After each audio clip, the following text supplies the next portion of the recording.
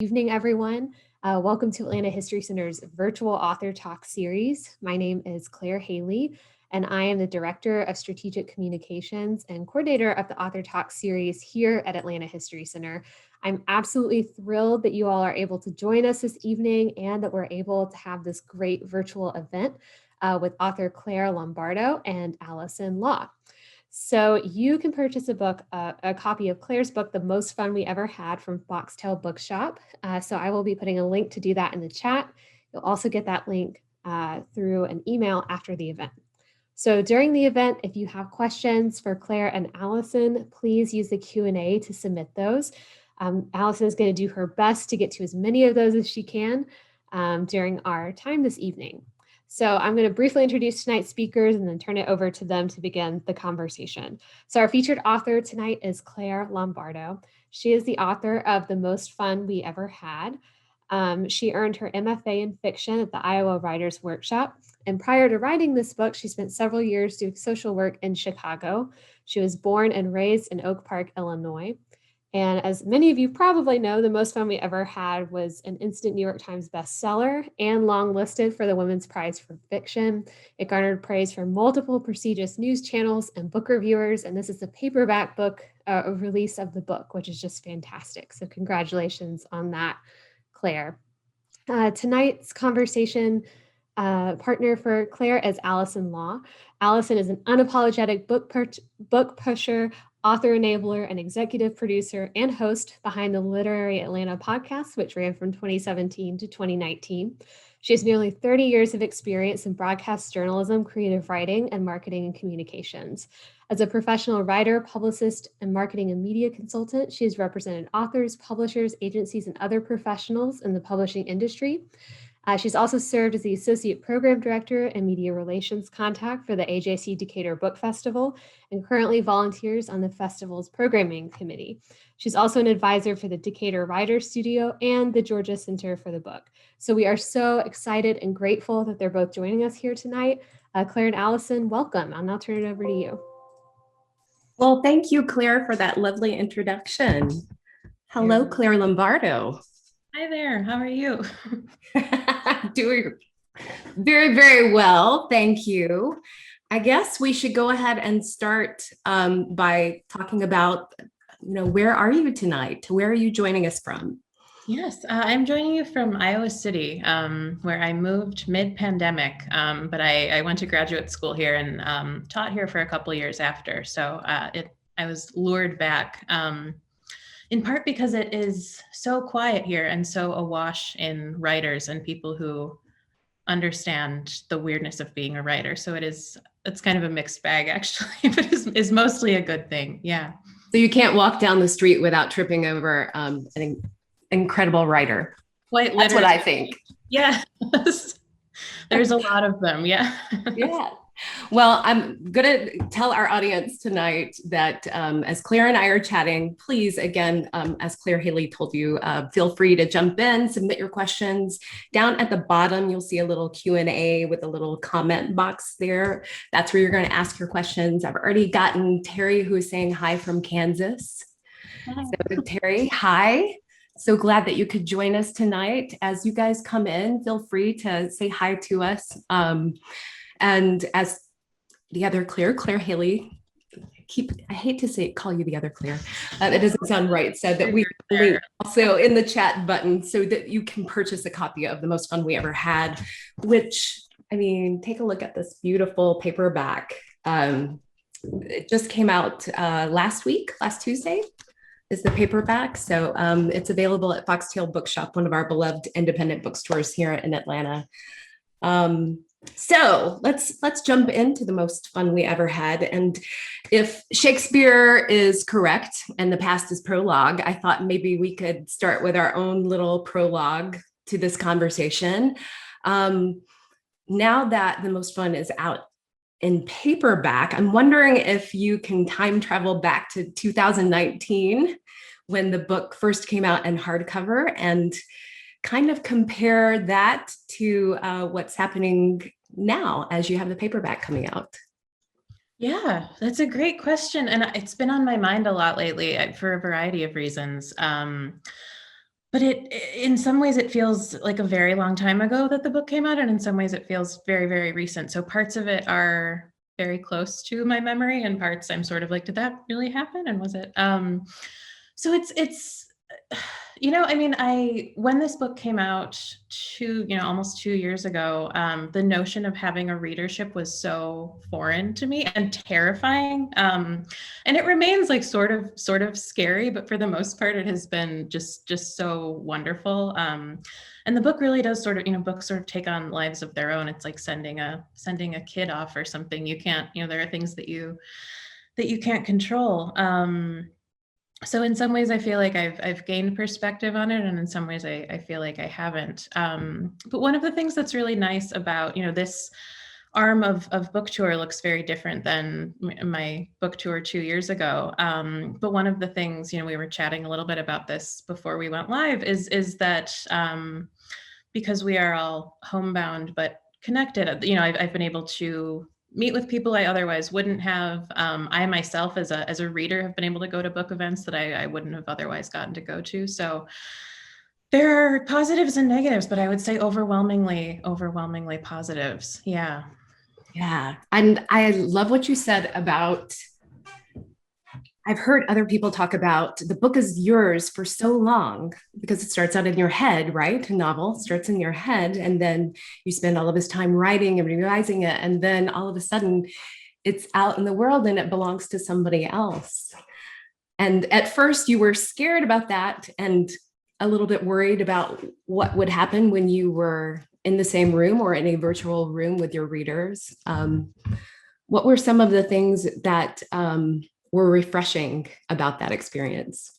Oh gosh, there have been so many. I think one of the things I've been so not surprised, but really pleasantly struck by is how much readers bring to books. And of course I knew that, and I knew that as a reader myself, I know that as a teacher, but every person who reads this book brings their own lived experience. And so there are plenty of readers who have had lived experiences that are much closer to the ones on the page of The Most Fun We Ever Had than even I have. And so I will frequently get to hear people's stories, which is like my lifeblood. It's why I became a writer, and I'm incredibly nosy. So that has been like just a really nice, way to connect with other people, again, particularly in a time that we're so isolated. So I would say that's been the really nice part, has just been hearing from other people out in the world. Yeah.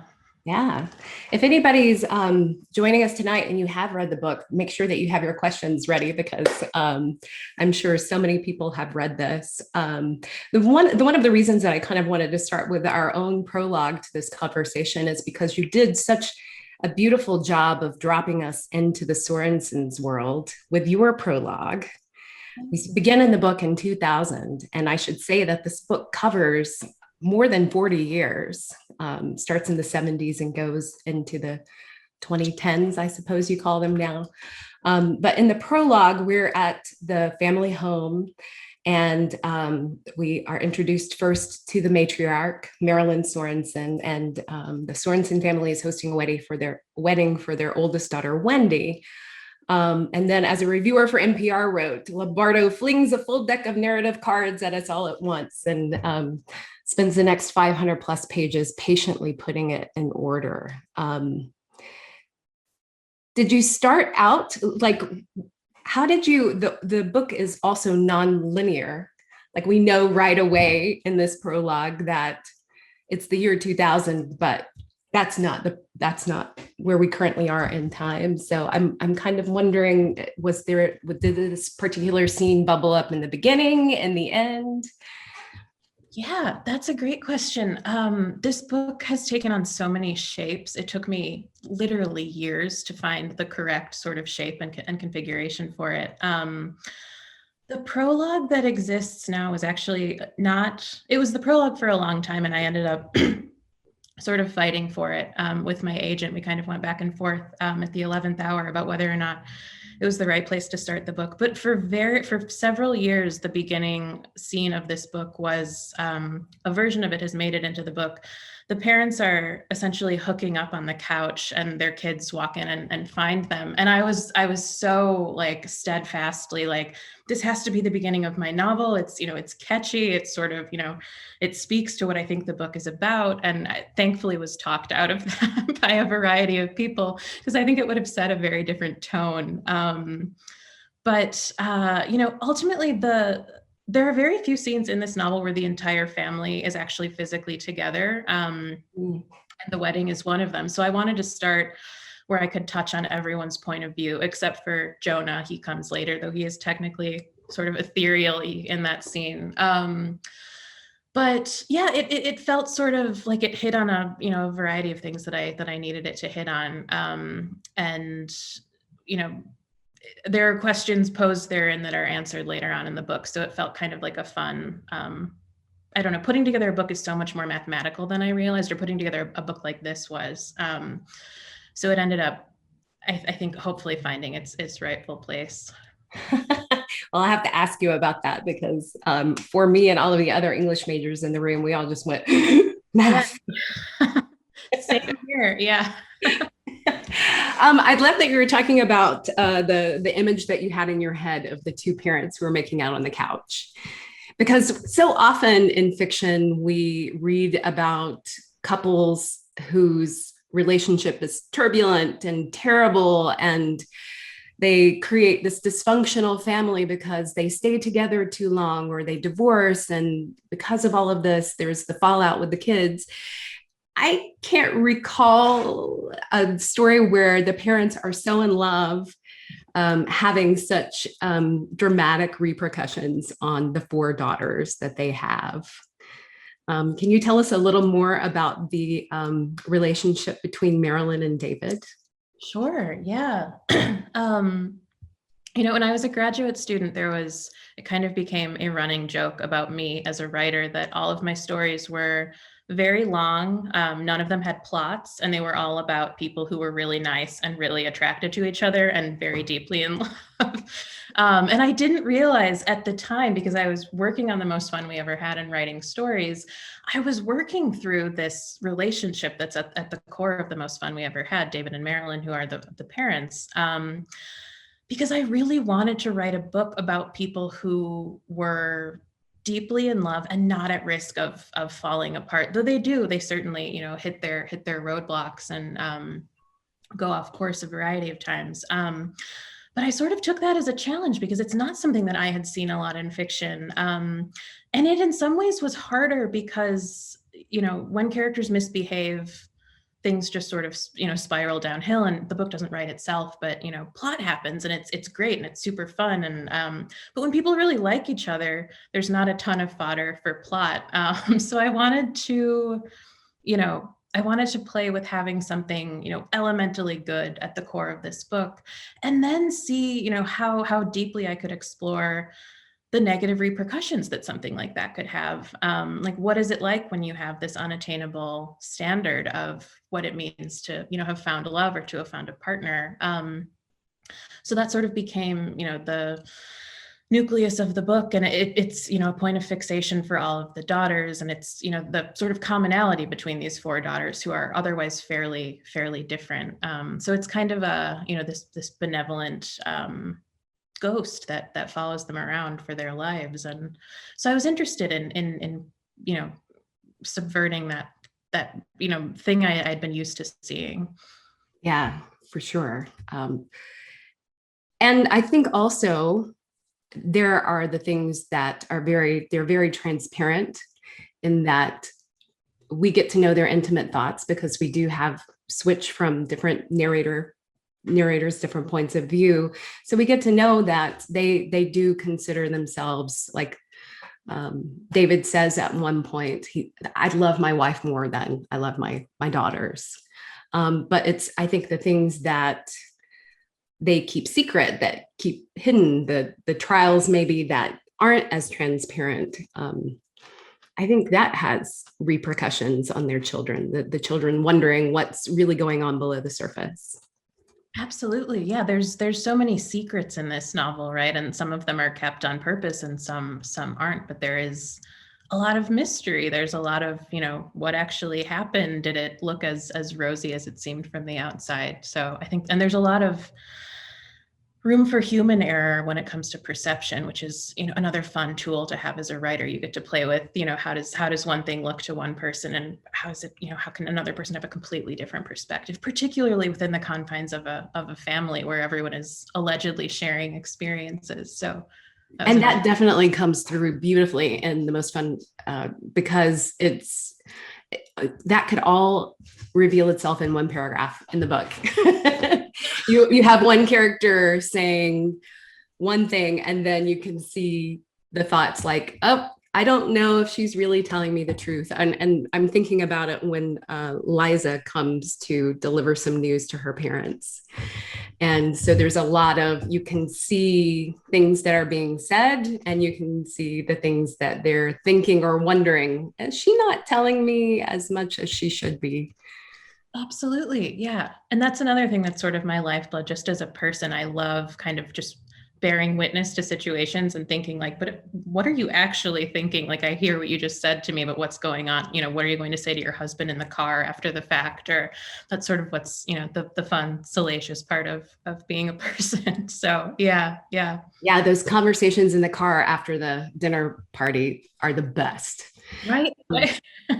And the other thing about this family dynamic is that you have not just David and Marilyn, but you also have Wendy, who's the oldest daughter, and then Violet, who is kind of the Irish twin who was born a little more than a year after Wendy, or maybe less than a year, like 2 months. She was conceived 2 months after Wendy was born. Is that right? Yeah. So they have a really complicated relationship, these two sisters who are so close. And as you can imagine, because we do cover so much territory in terms of time, there are ups and downs in the relationship, times where they're really, really close, and times when they are just at each other's throats. And I'm in the very beginning of the book, Wendy has pulled the pin on the secret that the two of them share that nobody else knows about. You want to tell us a little bit about Jonah? And I should say we're trying not to give away some spoilers, but this again happens pretty early in the beginning of the book. Yeah, I know it's a difficult balance, especially in a book that isn't heavily plotted. It's hard to not give away all my secrets. So Violet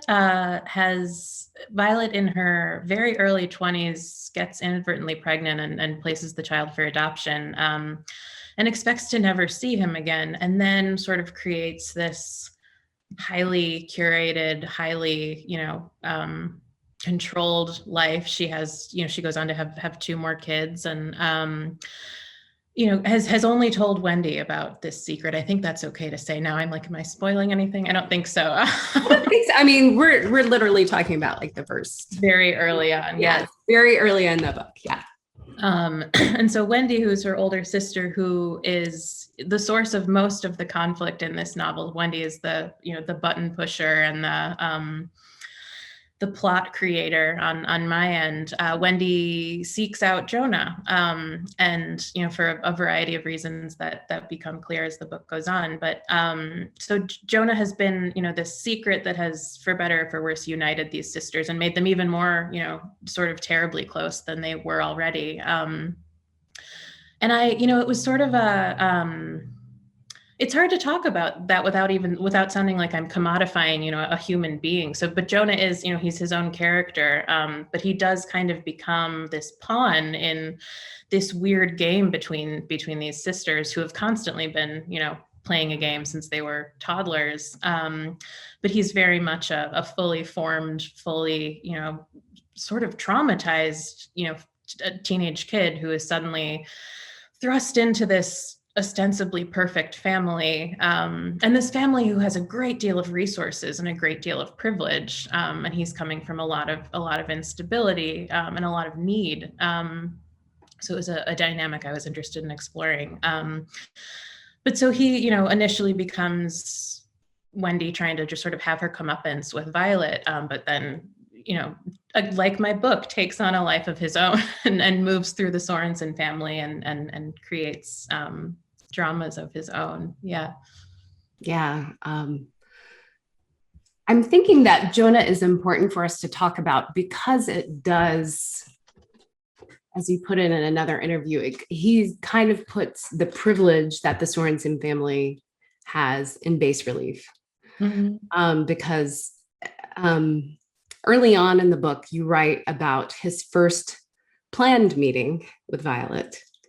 And they've both been kind of checking up on each other, like online or looking up, and so it's little clues that you give us as the reader, like she has a hyphenated name. She was an attorney who's now a stay-at-home mom, and she doesn't seem very motherly to him. And then you also write about Oak Park, which is where you grew up and where most of this book is set. And you talk about how all of the streets in Oak Park are either named after a Midwestern state, or if the family lives on one of the wealthier streets, the streets named after a variety of tree. And yes, the Sorensons live at the house at Fair Oaks. Right. So can you tell us a little more about your neighborhood of Oak Park and that the two distinctions there, or the intersections there? Sure. Yeah. It's funny. It's something that felt so specific to my growing up, but as I think about it, every place I've ever lived, and I think every place that most of us have ever lived, has this kind of, internal conversation, these internal perceptions. So Oak Park, when I believe it's still this way. If you grew up on the north side, you had money. And if you grew up on the south side, you had less money. Everyone had money. It was sort of we're not splitting hairs between the haves and have-nots. It was all haves. But it does become one of those, when you have a relatively small town or even a big city, this happens. But there becomes kind of the internal warring factions and the sort of internal, again, perceptions. So I wanted to play with that. I set the novel in Oak Park because I knew it really well, but also because I wanted to sort of be able to authentically render what it feels like to, have grown up somewhere. And so this family spends the entire life of the novel, more or less, in Oak Park. And so I wanted it to have the feel of, that you can only get from having lived in a place for a long time. And so you have someone like Jonah, who has only known instability, and has never known, the level of privilege that the Sorensons, certainly the level of privilege that the Sorensons have.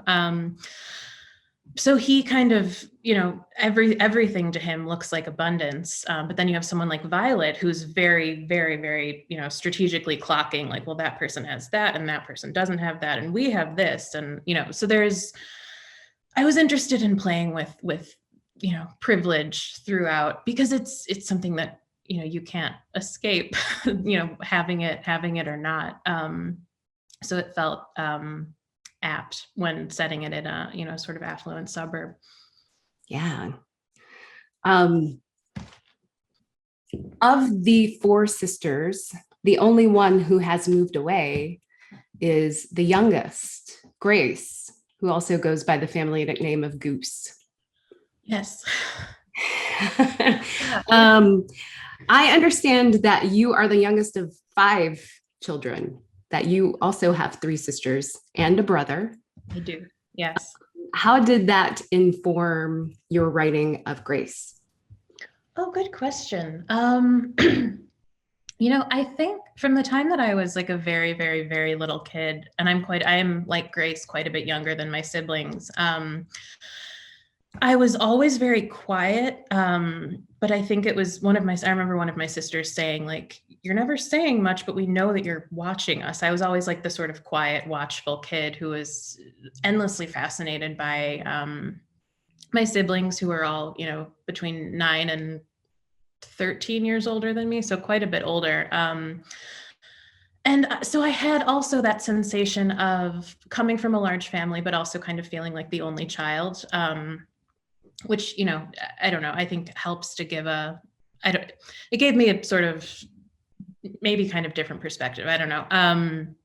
So I was, yes, I related to Grace in that respect. And I think, the choice to set Grace off in the world was partially, I mean, Grace just doesn't have a lot going on. She's not like a terribly, she's kind of in a weird space. She's in a weird apartment. Her life is not super interesting. So we don't spend a lot of time with her on the page. And it made sense to, set her off in the distance because she also is keeping a fairly large and kind of sociopathic secret from her family.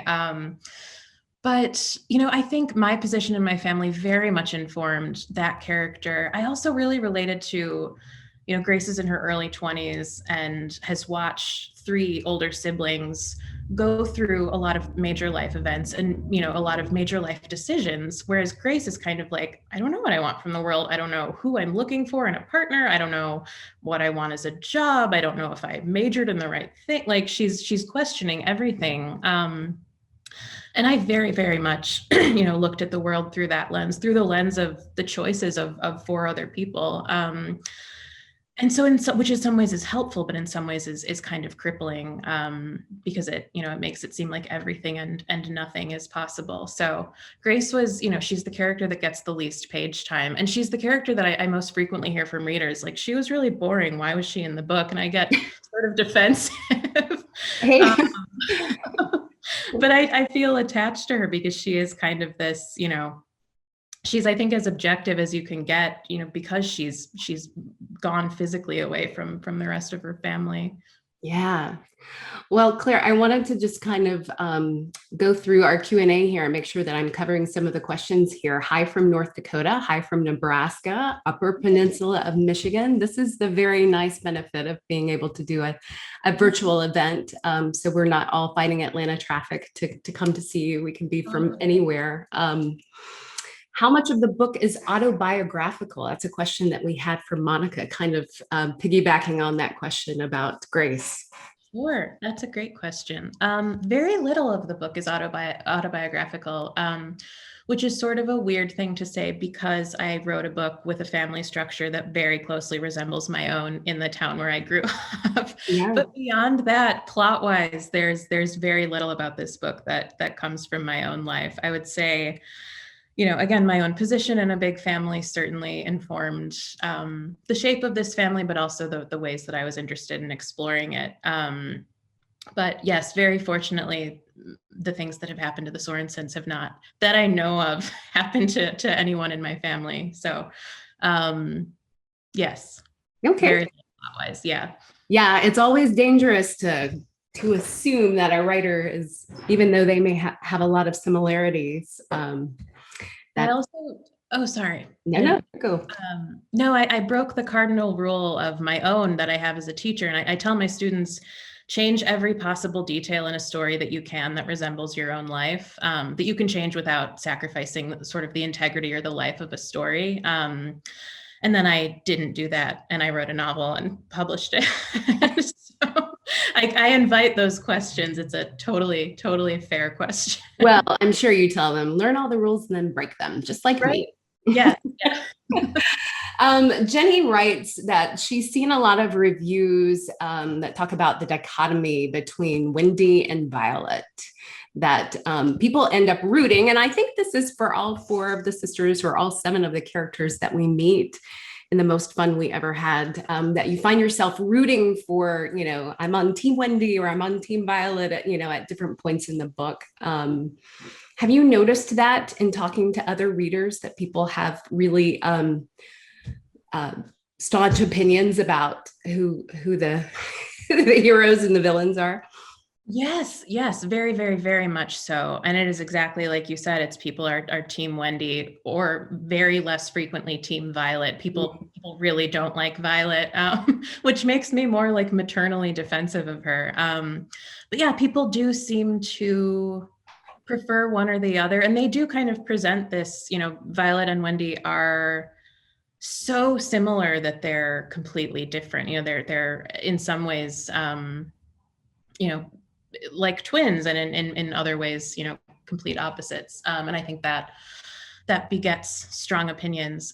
So I definitely, yes, people tend to, I most frequently hear that people hate Wendy for about the first 2/3 of the book, and then they love her, they love her beyond all measure, and they hate Violet. So there are these which is great. It's a wonderful thing to hear as a writer, that you're inciting ire in your readers. It means that people are committed. Yeah, you've done something right? Well, maybe paid for you. We like to have people to root for, right? Or hate. Yeah. Yeah. Well, and Liza, who is kind of, falls into the middle child category. She's the sister who was an easy baby compared to Wendy and Violet. And she, similar to what you were describing about yourself as a kid, observed a lot of the drama that was happening around her and tried to keep everything calm or worried about everybody. And she seems to be doing really well on the outside as an adult. When we meet her, she's just become the youngest person to get to be a tenured professor, and she's living with her college boyfriend. But on the inside, she's kind of a mess. Very much so. Yeah.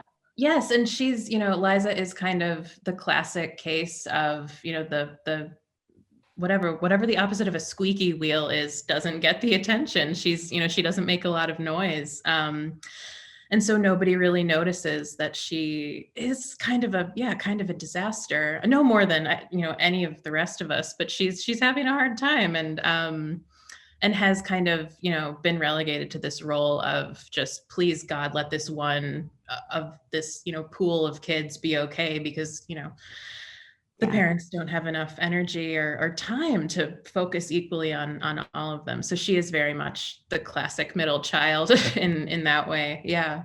Got it. Well, we're getting a lot of questions about you as a writer. I'm looking here, I think we have a lot of aspiring writers, which always happens here. And you teach writing. So can you walk us through your writing process? Megan would like to hear a little bit about your writing process.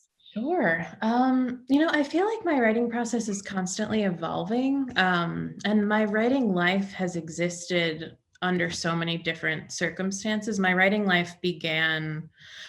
writing life, I guess, began when I was working full-time as a variety of other things. So writing was, for many, many years, just the thing that I shoved in, on my phone on the subway or in the evenings before I went to bed. And it was just sort of this pleasurable thing that I, was like watching a movie or something. It was the thing that I did for fun. And then I got to graduate school and all I had was time to write. And I found that paralyzing for a couple of months. I won't say I didn't write a word, but I found it really hard to find a writing routine. And then, I was writing alongside being a student, writing alongside being a writing teacher, writing alongside, doing nothing else, writing in a pandemic. So I feel like my approach to my writing life is constantly changing. And I think, for me, it's just a constant battle of trying to actually get words down on the page, trying to maintain a really good reading rhythm, just trying to, read as much as I can, whenever I can, of things that are not written by me. And also not being too hard on myself, because I think that's always been one of the hardest things for me. And I think all writers of any, however much you write, however, whatever your goals are, we tend to be sort of, well, I didn't write 1,000 words today, therefore today was a failure. Or I didn't write, for 2 weeks because I have a full-time job, or because I have kids, or because I have X, Y, or Z. And so I think it's been sort of it's a constant evolution for me, but I also try to be gentle with myself. And so that's the thing that I try to, I tell my students, like, don't worry if you don't meet your really like sort of lofty or really rigid goals, because it's hard. Writing is hard, and it's not just like a switch that you can flip. So I think, I'm having a really good writing spell right now, but I didn't write organically or pleasurably for the first like 4 or 5 months of the pandemic. And I feel like it's important to say that, because there are the people who are like, I learned Mandarin, and I, learned how to make a sourdough starter, and I was doing all of these, really productive things, and I wrote 2 novels, and I was not that person. I found it incredibly, and I don't have children, and I don't have, writing was my job at the time, so I don't even have, bigger excuses, but I found, the pressure of what was going on in the world just, really, really distracting and really troubling. And so I think my process is really slipshod, I guess, is a very short answer to that very long answer I just gave. No, thank you for saying that, Claire, because I think I had the opposite reaction in the pandemic. In the first few months, I felt like, yes, I'm going to create, and this is going to be a really satisfying, fulfilling amount of, and at the end, in 2 weeks or 2 months or 4 months, it just felt like if it was a finite amount of time, I knew that I could handle it and I was going to do this amazing things. And then as we realized things were going to be changing and we were going to be at home much, much longer, all of that dropped off. I started reading War and Peace. I'm still reading War and Peace because it's just like, so much. Yes, I'm with you. Yeah. So I think, yeah. And like you said, if it's a finite amount of time, if you can say like, okay, I have 3 months to do this, great. But if I have a year plus, maybe a lot more, maybe like it's terrifying, and it can be really, it makes things really difficult. So I very much relate to that. Yeah. What writers inspire you? Nancy wants to know. And you did say that you do read while you're writing. So what do you like to read? Who inspires you? Oh, yeah. I'm also glad the thing that normally happens to me when I'm asked that question, which is that I forget having ever read a book, is not happening to me right now. A few writers who I go to sort of without fail when I'm stuck myself, or just if I, want to be reminded why I write. Lori Moore has been that writer for me since I was probably 14. Alice Munro is so wonderful because, she's so wonderful because she's like the greatest writer on the earth, in my opinion, but her stories are so novelistic and so smart and so sort of, I feel like you can learn everything you need to know about writing a novel from a 30-page Alice Munro story. And that makes it really convenient to just be able to, pick up and read a story instead of reading War and Peace or Middlemarch. So those are my 2 sort of big go-tos. I used to read Middlesex by Jeffrey Eugenides once a year. And I stopped when I was working on The Most Fun We Ever Had, because it's a book that I love so much and am so sort of, every time I read it, I find new things that I love about it. I knew that it would just make me really sad and really sort of like I was falling short in my own work. So I was too intimidated to read it while I was working on my own stuff. And then I read it when The Most Fun We Ever Had came out, and it was like being reunited with an old friend. Who else? I love John Cheever. I feel like he's very much he's another one who you can read a 10-page story and get the sort of lessons in craft and in characterization and in empathy and emotional sort of connectivity that you could get in a novel. So those are a few. Those are by no means all of them, but just a handful. I'm glad that you talked about Jeffrey Eugenides and Middlesex, because that right there is the epitome of a wonderful family saga. Right. When you started writing The Most Fun We Ever Had, did you intend for it to be a family saga, to be a long, meaty book? I don't think I knew that I was writing a book for a long time. So it was sort of, I think it started, it ostensibly started out as a short story about the Violet character. And I was just kind of interested in the very basic, and it's not terribly basic, but the premise of, here's a woman who's orchestrated this life. Here is a person she never thought she was going to see again. Let's see what happens when those 2 things converge. But from there, David and Marilyn crept in pretty early, and I had such fun writing them. Marilyn's voice came really easily to me, and I knew I felt good when I was writing in her voice. It was, she was a comfortable space to sort of be. And then Wendy came in, and Wendy was fun to write because she's always like saying terrible things and pushing buttons and telling lies and revealing secrets, which is just like a writer's delight, like that makes it, such fun and not work at all. And it just kept growing and growing and growing. And it, I came to graduate school with an 800 plus page draft of this novel that doesn't look a lot like the novel that exists now. But I think by then I was sort of like, I just want to write a novel that, we're sitting with a family for 50 years and just sort of watching what goes on in their four walls. But I didn't have that hook. Like Middlesex has a very clear hook. And I had read the beginning of Jane Smiley's 100-Year Trilogy, where she just, it's 3 novels, each that are as long as The Most Fun. And she's just following a family for 100 years, but the outside world weighs very heavily, on, the lives of those characters. So I wasn't doing that. And I wasn't doing, Stu Miller wrote a novel called Family Pictures that's about, what it's like to have a child who is severely autistic. Like I didn't have, a sort of hook or like an occasion for writing this novel. And I remember telling my agent, like, yeah, I just kind of wanted to tell this fly on the wall story of a family. There's not really a plot. And she was like, what? Can I ask why you want to do that? Like why, it's not a recipe for highly readable fiction. But Jonah was always there. Jonah was kind of always, he was always a character. And it occurred to me, it was actually my last thesis meeting as a graduate student, and my Ethan Kanan, who was my thesis advisor and had read the entire novel, he had just finished it. And he said, I think Jonah is your in. I think Jonah is the reason this book exists. Like, I think he's kind of the thing that we hang all other things off of. So Jonah sort of became our through line. So I think I don't know if I was conscious of trying to write a family saga, but once you open one door, like 40 more open. And so it just kept growing and growing and growing, for better, for worse. Yeah.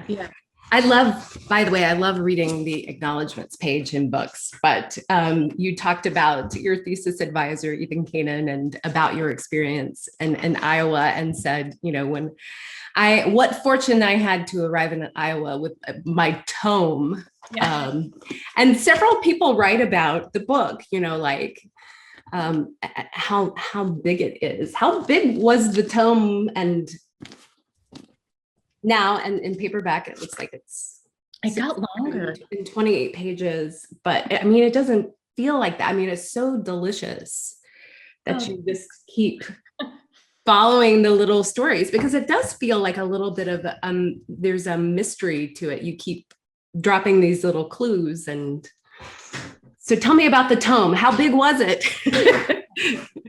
So yeah, the very first iteration, which was like just the ramblings of a mad person, like it was not good. That was 813 pages. And then I had signed with my agent, and she's both of them. I have 2. They have read this book so many times and were so wonderful. But I was supposed to have cut 200 pages, and there was this is not a good story. I'm just going to tell you outright.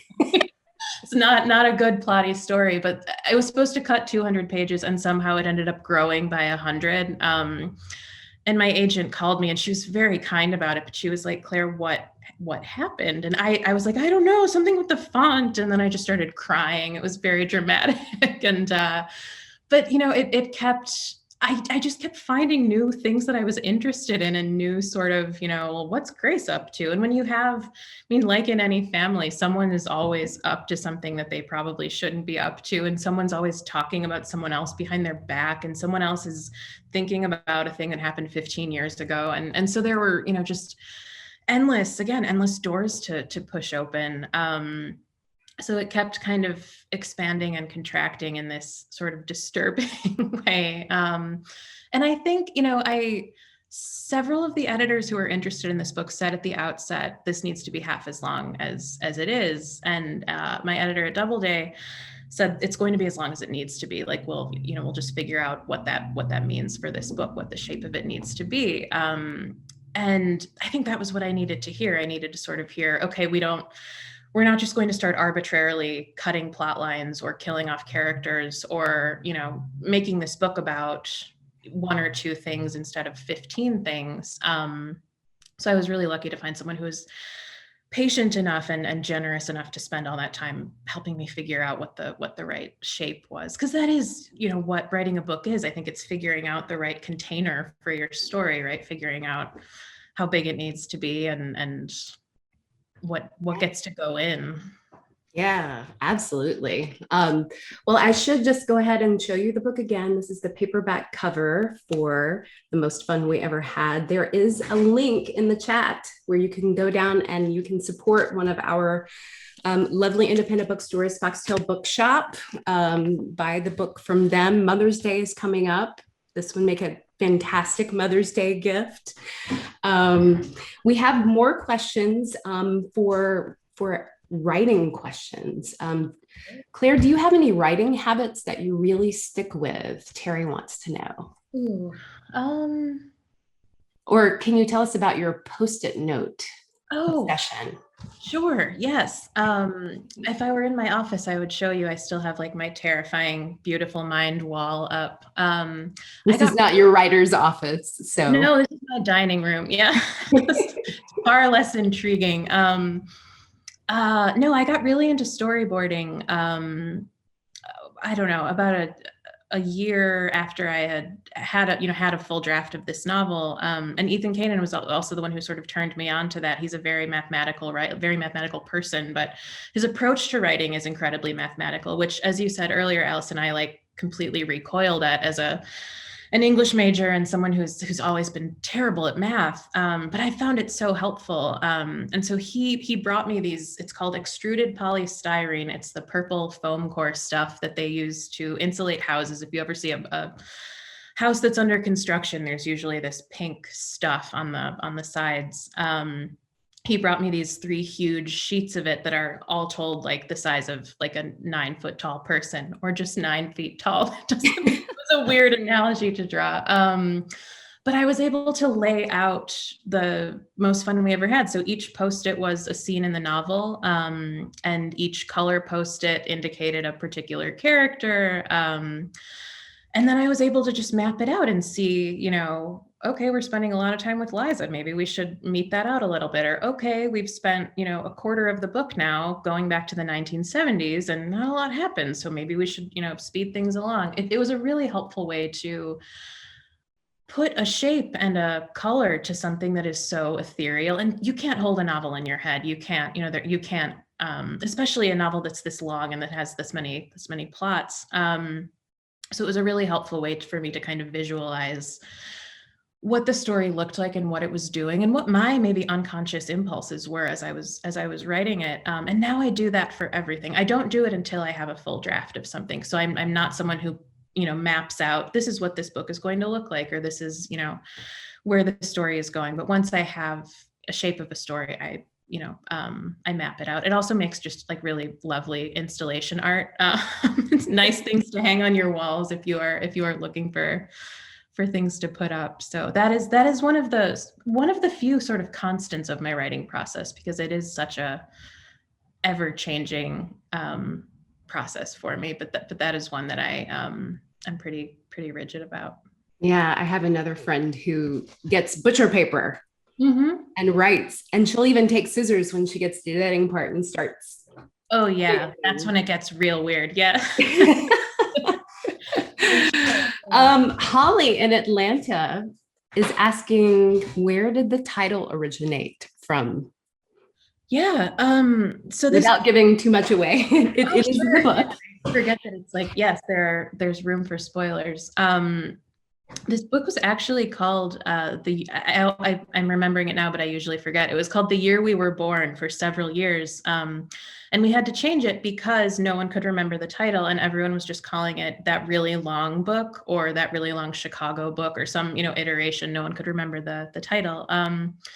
So it was, I think, fairly late in the game that we decided to change it. And I just went back and forth with my editor for like a couple of weeks, just sort of throwing out like, what about this song title? What about this, whatever title of a short story and titles are not copywritten, which I learned. So I was, liberally just trying to steal from other previously published things.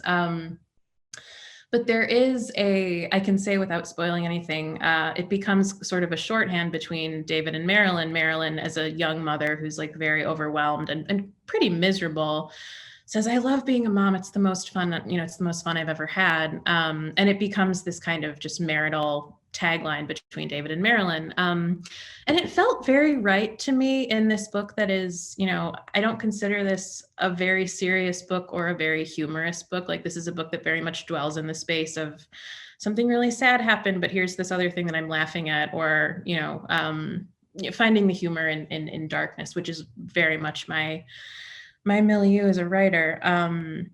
So it felt very sort of tonally right, because everyone in this book is kind of suffering, but also ensconced in this very loving bubble of this, this, for better or for worse, very tightly knit family.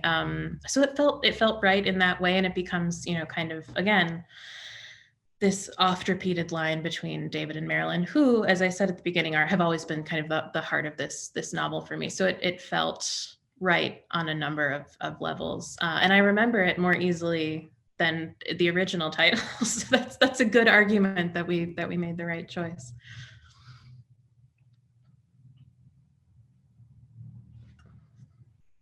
Sorry, it took me a minute. I had to mute it because my cat is body slamming the door right now and meowing. Oh. No, Renee had like a. I was like, people are not going to be able to hear her because he's out. Oh. So I welcome those visitors. Yes. Yeah, so we're just keeping it real here. Yeah. Let's talk about the tree, the ginkgo tree. The hardcover cover of the book has the beautiful yellow ginkgo leaves, and then that's kind of alluded to here on the front tree. Did you mean to use that as this this metaphorical device? How did you play with the tree in the book? Yeah. So this is an instance where I have to show my writerly hand. I wish I had a really poetic and like beautiful answer because, and this is another way that readers have given me so much. I've learned so much about ginkgo trees since the book has come out. But originally I just chose them because I really like them and I think they're pretty. And I had two growing up in my front yard when I was a kid. And there was always this one sort of majestic day of the year where it would just rain leaves like all day. And it was this kind of, because they shed all of their leaves at one time, which is unusual. So at the time I was just, I knew that I wanted there to be a tree in this novel. I knew that I wanted a character who wasn't human and a character whose, sort of longevity and just sort of weight would be larger and more formidable than the human life. I wanted there to be someone who was bearing witness to this family, who kind of, put them in perspective a little bit and put their problems in perspective. But I chose the ginkgo tree again, just for very simple aesthetic reasons. I also thought that they were a Midwestern tree. They're not. They're all over the world. But the thing that's been funny and really lovely, and why I feel like I have to be honest about this, so many readers have come to me and said, I was reading about ginkgo trees online, and the ginkgo tree is, I believe they're referred to as living fossils. They're like the oldest tree in the history of trees. There's a ginkgo tree that survived the bombing of Hiroshima. They're incredibly formidable. They're also a symbol. Someone just told me this at a book club a few days ago. They are a symbol of the attraction of opposites. There's all of this like beautiful poetry about ginkgo trees that I didn't know and I didn't intend. So I would love to be able to say like, yes, it was all part of my master plan. And, everything in this book is the work of genius, but like so many things are just mistakes or happy accidents. Sorry, the sun is setting and I'm getting weird. Oh, better. Get some evening light. Yes. Sabine, I'm so sorry for murdering your name, but Sabine asks, are you working on another book right now? Can you tell us what you're up to, what you're working on? Sure. I will say, I can't say too much. I am working on another book, and I'm working on the book that I started as a graduate student. So that was, I don't know, 5 or 6 years ago now. So it's been nice to kind of return to that space that I haven't been for a while. It's also a very character-driven novel. It is also a novel that has a marriage at its core. It's a very different marriage than David and Marilyn's marriage. I think that's all I will say for now, but it does exist in in some form and in some quality. I will give you that. That sounds great. That sounds great. Add that to the foam core Right? post-it Soon it will have wall. its own. Yeah. Until every room in the house is decorated, right? Yes. um, One person is asking, Amy, I'm not going to quite ask your question the way that you've posed it here because I don't want to give away a plot line, but how would you describe Wendy and Jonah's relationship? Why do you think that they are so fascinated with each other? Or that they get along well? They have their ups and downs too in the book. Yeah, that's a really good question. And that was a really fun relationship to develop and to explore. Wendy and Jonah. So Wendy does not have biological children. I can say that much. And Violet does. Violet has, in Wendy's view, an abundance of biological children. But Jonah is also, Jonah is, I mean, he's lost in some ways. Everyone in this book is lost, but I think that Wendy relates to Jonah on both on a maternal level in a very small way, but more, I think, relates to him as a person who had a really difficult teenage stretch. Like Wendy, had a sort of difficult time growing up, and then meets Jonah, who is in many ways more well-adjusted than Wendy was as a teenager. But I think she relates to him. Wendy has sort of a degree of arrested development, and I think relates to Jonah, who is 30 years younger than her, almost, in ways that are kind of unusual. And then you have Jonah, who has never known a stable family, but also like a stable maternal model, and meets Wendy, who's not what one would envision when they picture a sort of stable maternal model, but she gives him a lot of the things that he's asking for, namely the fact that she's honest with him, to a fault. But Wendy provides Jonah with the truth, to a degree, when his own mother, Violet, is, very, very tightly sort of clamped down and reluctant to share, and when everyone else in his life treats him like a little kid. So they develop this strange rapport that was, again, really fun to play with, because, and they also just really like each other. They're just two people who, as we all have on the earth, there are just certain people that you meet and click with more than others.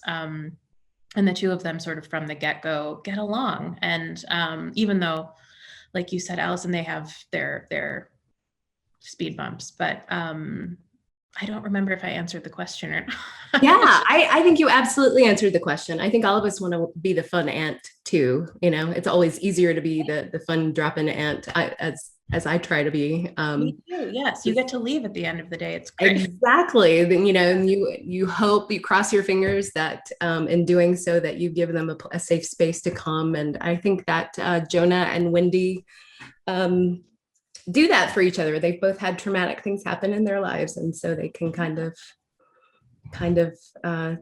see that in each other. Maybe they connect through that. So Claire Lombardo, this has been such a genuine pleasure to talk to you about the most fun we ever had. Thank you so much for being with us at the Atlanta History Center's virtual author series. Thank you so much for having me, Alison. Thank you for being such a lovely conversationalist. This was really fun. That time went by very, very fast. I know it. Bye. Yeah. Well, thank you both so much for that conversation. Yeah, the hour just flew by. I honestly was looking at my clock going, how is it 8 already? So thanks so much to both of you. I so enjoyed it. I know our audience did too. So again, if you haven't purchased your copy of The Most Fun We Ever Had, we highly recommend that you do so, from Boxtail Bookshop, who is our official bookseller for tonight. I put a link to do that in the chat. We also have a lot of author talks coming up. So if you enjoyed tonight and you want to explore some more, there's a link to do that as well. We have one on Thursday with Jonathan Alter in conversation with Virginia Prescott, and he will be talking about his book, His Very Best, which is a biography of Jimmy Carter. It's fabulous. We also have Elizabeth Yamayaro coming up on April 26th in conversation with Pat Mitchell talking about her memoir, I'm a Girl from Africa. She was the coordinator and the founder of He for She for UN Women. So she's just fantastic. And our next fiction author talk is Anjali Enjeti, and hers is on May 4th, and that is for her very first debut novel. So please come out and support her. She's an Atlanta writer. And you can find all those details and registration links at atlantahistorycenter.com. They are all free. So we hope that you're able to join us. So again, Claire, Alison, thank you both so much. Thank you to everyone in the audience tonight. And I hope everyone has a safe and wonderful week. Thank you so much, everyone. Thank you for everyone who came too. Yeah, this has been really fun. Thanks for having me. Thanks, Alison. Thank you, Claire. Yeah. Good night, everyone.